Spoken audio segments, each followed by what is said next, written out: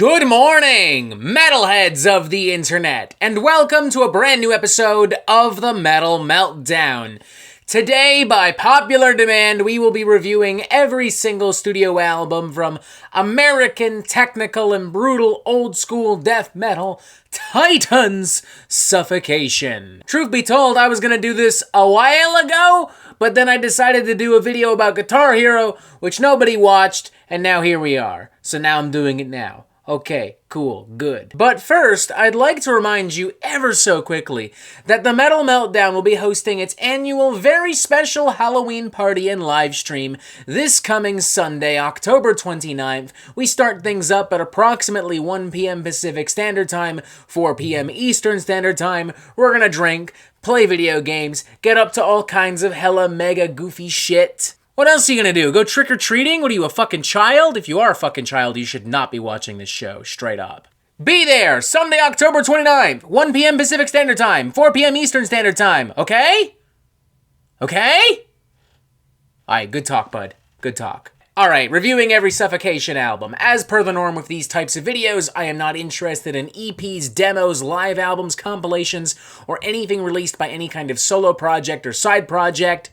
I am interested only in the 8 studio albums that Suffocation have released up to this point in time. I will be talking about all of these albums in order of release, assigning each a score out of 5, 1 obviously being the worst, and 5 obviously being the best. And before somebody asks, no, we are not talking about the upcoming Hymns from the Apocrypha, which will be released in about a week and a half. You're just gonna have to wait for the album review to come out to hear my thoughts on that one. Just exercise a little bit of extra patience, okay? It's only a week and a half away. Alright?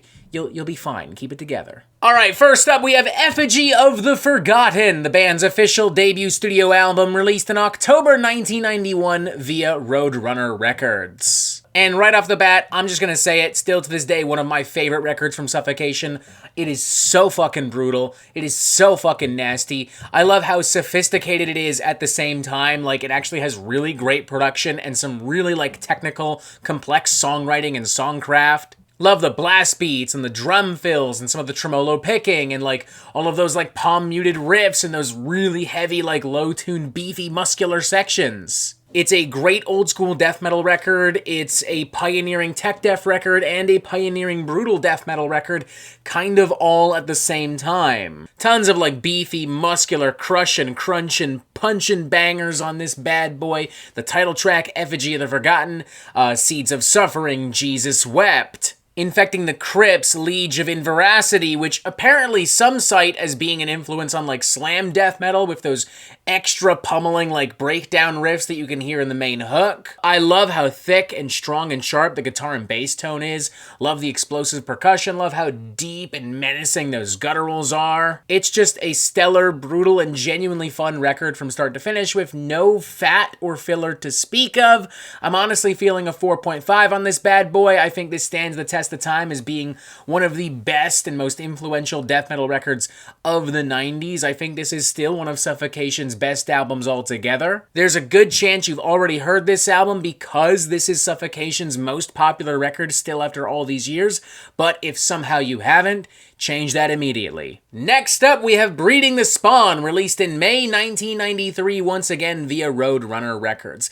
In many ways, this is a continuation of Effigy of the Forgotten. It expands on some of the most complex and technical and brutal aspects of that record. The bass work is consistently a little bit more visible and flexible and spicy. The guitar stuff is consistently a little bit more unorthodox and crushing. Not exactly on par with something we might have heard from, say, Cynic or Atheist back in the day, but, you know, definitely a little bit more refined and a little bit more progressive. A lot of cool numbers across the board, like Beginning of Sorrow, the title track Breeding the Spawn, Marital Declamation, Prelude to Repulsion. Unfortunately, there's one thing that really holds this record from being held in the same regard as Effigy the Forgotten or other records that we're about to talk about, and that is the production. I don't know the full story, but from what I understand at the time, there were some financial problems behind the scenes in the Suffocation camp and at Roadrunner Records, and as such, the budget for this was basically sliced in half. Whereas Effigy of the Forgotten had a very tough but clean and full-bodied sound, Breeding the Spawn kind of sounds like it was recorded on like an old toy speaker. It's wafer thin and very cheaply produced, and there's a good amount of like static and feedback, especially when you play this on a really high volume. It's not like truly awful or unlistenable per se, but it's hard not to notice how much of an objective downgrade this is in comparison to Effigy of the Forgotten. It's the equivalent to going to a Michelin star restaurant for dinner one night, and then the next you fucking sit at home in your underwear and you eat a Hungry Man frozen TV dinner. I'm feeling a 3 out of 5, but it is a very unenthusiastic 3 out of 5. There's some great music here, but that production really just kills the vibe and momentum of this thing. But hey, there is still some cool jams, and if you're not an obnoxious, autistic fucking nerd like me, then I'm sure there are plenty of riffs and beats that you'll still be able to enjoy. Next up, we have Pierced From Within, released in May 1995, once again via Roadrunner Records, and this feels like what should have followed after Effigy of the Forgotten instead of Breeding the Spawn. The production is better, the tunes are heavier and more technical and more brutal and more hard-hitting. It's sick, it's twisted, it's uncompromising, it has like a really cool atmosphere and vibe going for it. I mean, stuff like Thrones of Blood, Torn into Enthrallment, the title track, Pierced From Within, they just go absolutely stupidly fucking hard. That like super muddy, slimy bass riff on Depths of Depravity kind of then transitioning into those like technical death metal galloping riffs and those more wild arrangements. I mean, that's just fucking awesome. That will never fail to just light something inside me. Just talking about that makes me want to flip something. I also love that Suffocation fully realized that Breeding the Spawn was not up to par, so from here on, they're taking like select cuts from that album and redoing them, giving them a new point of paint. Case in point, the title track from that album, Breeding the Spawn, is here, and it's been redone, and it's so good. Always loved Synthetically Revived too, and it's like syncopated leads and beatdowns. It's just a gnarly, groovy little technical banger. I'm feeling a solid 4.5 out of 5 on this bad boy as well. Another incredible record from Suffocation with no fat, no filler, no duds, no issues whatsoever. Now, after this, Suffocation would release an EP in 1998 and then go on a 6-year hiatus, finally reconvening in 2004 with the release of Souls to Deny. Released in April 2004 specifically via Relapse Records. I kind of have mixed feelings on this one because everyone's kind of thrown around a little bit. Like, Mike Smith is back on drums, the band's original drummer, but he's also doing bass stuff alongside Terrence Hobbs, and Guy Marquez of like Pyrexia and Internal Bleeding fame is here as well, contributing some guitar stuff. We don't have an official bassist at all for some reason, hence why it's being split between Mike and Terrence. And this whole thing has like a really dry sound and feel on top of all of that. Like, it gives the impression that Suffocation just didn't really know what they were kind of doing here. And as a result of all of this, it's not as strong, it's not as cohesive, it's not as brutal. It still definitely has a few interesting parts here and there, but ultimately, I would say a pretty weak comeback. Not a horrible one, you know, but not exactly on the same level as like, you know, Surgical Steel from Carcass or like At War with Reality from At the Gates, where it was like, oh my fucking god, it's like they never left. I like the opening cut Deceit with its more twisted grooves and its more anguished and agonizing guttural vocals. There's a lot of really good intense material in Surgery of Impalement as well, and some great pummeling beefy sections in the title track, Souls to Deny. Unfortunately, the rest of the material here I just found to be kind of forgettable. It just doesn't really have the same oomph or impact or creativity of previous albums. I'm feeling a 2.5 out of 5 on this. They definitely tried. I'm not going to dare suggest otherwise. It just didn't really work out for them. These guys clearly didn't have their shit together at the time, and it very consistently shows across this album, at least for me. Next up, we have a self-titled album, Suffocation, released in September 2006, once again via Relapse Records. I always get a little bit concerned when bands start doing self-titled albums, but credit where it's due, this one's pretty solid. We have Derek Boyer on bass, which is great because now everyone can focus 110% on their respective parts. Suffocation gets so into this being a self-titled album that they've even produced the album entirely by themselves, and this has given them a lot of control, not just over their individual parts, but also like in how everything like webs and flows together, and in how the final product comes out, and as a result, we have something much more brutal and much more cohesive. Similar to how Pierced From Within is what should have followed Effigy the Forgotten, this kind of feels like what we should have gotten instead of Souls to Deny. It's cool to see Suffocation play around a little bit. I mean, this is still pretty firmly within the realms of what they do, but at the same time, this does have a darker, moodier kind of feel and tone to it. Redemption being a great example of what I'm talking about. After some more, like, melancholic, like, clean guitar work in the very beginning, it kind of transitions into, like, an onslaught of hectic, brutal, blackened death metal, with towering, pummeling sections and some really vicious lows.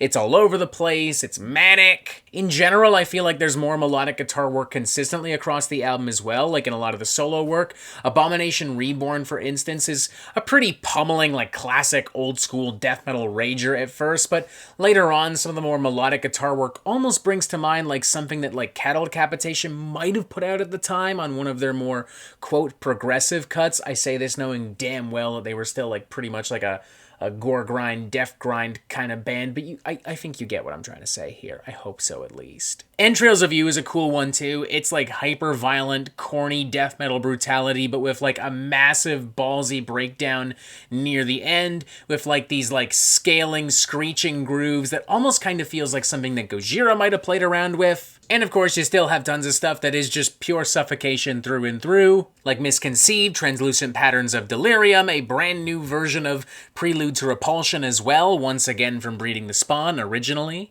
I'm not really sure where this thing stands in the Suffocation discography for a lot of people. This is the one I've heard the least about over the years.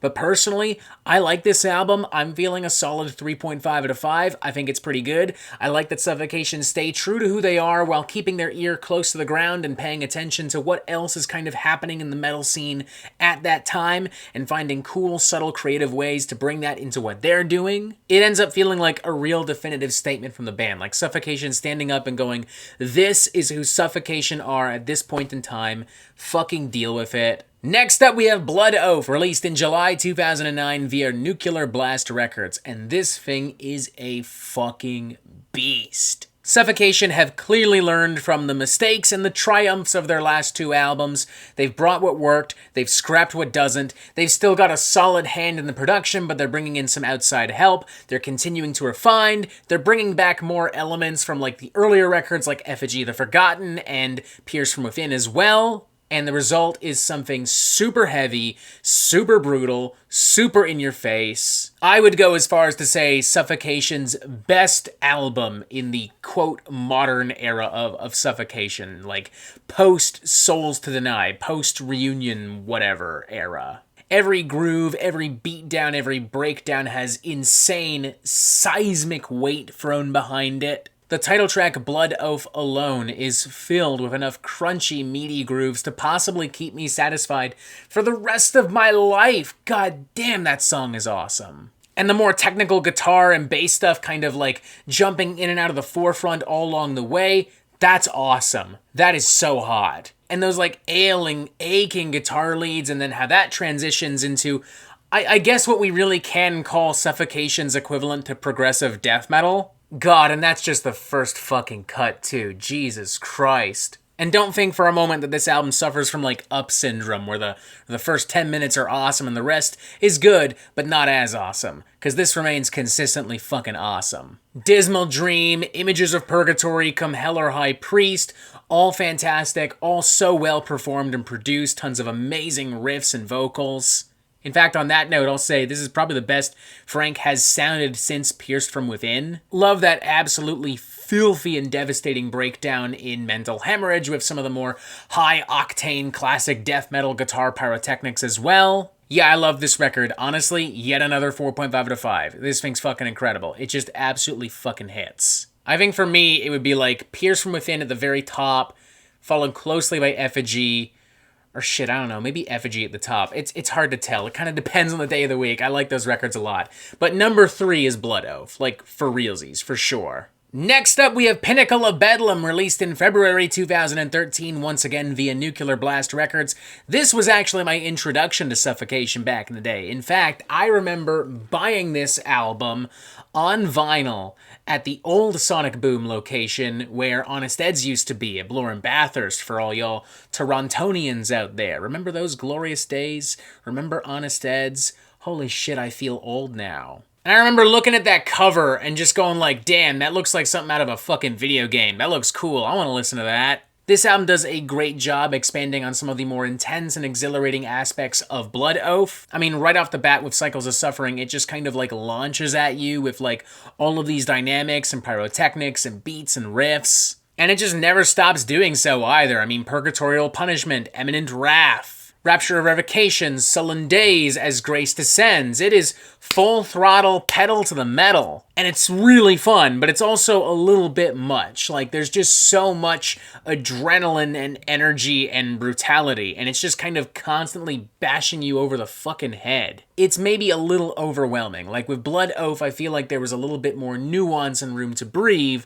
whereas with this, I feel like I've been strapped to the back of a fucking rocket. I mean, it's a pretty fun rocket ride. It's not very often you get strapped to the back of a rocket, but, you know, even so. It's interesting to re-listen to this album and to realize how clean and polished this record is, too. Like, I mean, Suffocation were never, like, a super dirty band, but sonically, this is probably the most clean and the most polished thing they have. Probably for the best, though, because that allows you to at least try to absorb, like, all the different dynamics and all the different riffs and solos and leads and all the utter sonic and metal insanity here. I'm feeling a 4 to 5. This record is like a really crazy over-the-top roller coaster. Yes, it is overwhelming, but goddamn, it's fun. It's got loop-de-loops. It's bumpy. You're going super crazy fucking fast. And finally, this brings us to Of the Dark Light, released in June 2017, once again via Nuclear Blast Records. This is the band's most recent studio album, and their last with Frank Mullen on lead vocals. I would also argue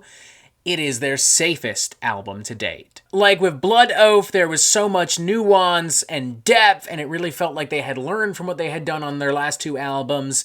And then with Pinnacle of Bedum, we had upped the intensity, and we had upped the energy, and of course, going back to records like, you know, Pierce from Within, and Effigy and Breeding the Spawn, where they're constantly trying to refine and get better at their craft and write better and more brutal and more technical stuff. And now with this, it kind of feels like Suffocation are just resting on their laurels and doing what's expected of them. It feels a little paint by numbers, a little meat and potatoes. There aren't really any twists to speak of, it's not as inventive, it's not as creative, and honestly, it's also not as brutal and technical. I mean, it's got a good, like, beefy production, and there's plenty of riffs and beats and, you know, all the usual antics that I expect from Suffocation. But I don't know, man, it's just not really doing anything for me. You know what it is? It's all sizzle and no steak. It's all icing and no cake. The album just kind of goes along, very few, if any, of the songs really stick with me, and it comes to an end, and that's it.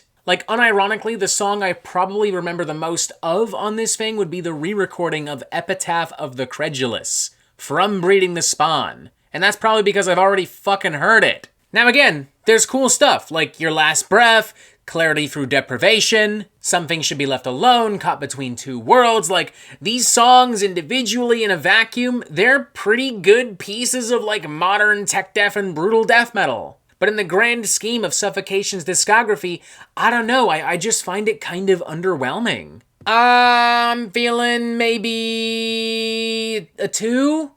Yeah, I guess I'm feeling a 2, honestly. I just didn't really care for this. By no means incompetent, but it is extremely forgettable, and I don't think anyone would even really be talking about it if it wasn't for, like, the context of it being Frank Mullen's final album. If it wasn't for the fact that this is, like, their most recent studio album up to this point, you know? And that's it! Booyah! Reviewing every Suffocation album. Now it's your turn to tell me, what's your favorite Suffocation album? What's your least favorite Suffocation album? How would you rank everything in their discography? Did I get it right? Did I get it wrong? Did I get it kind of somewhere in the middle? I don't know, and I won't know until you fucking tell me. So please tell me. Press this button to subscribe if you somehow haven't already so you can get updates on the Metal Meltdown fucking immediately. Make sure you tune in to our very special live stream, details for which are in the description of this video. Look, there's even more videos here! And as always, you have yourself a fantastic fucking day.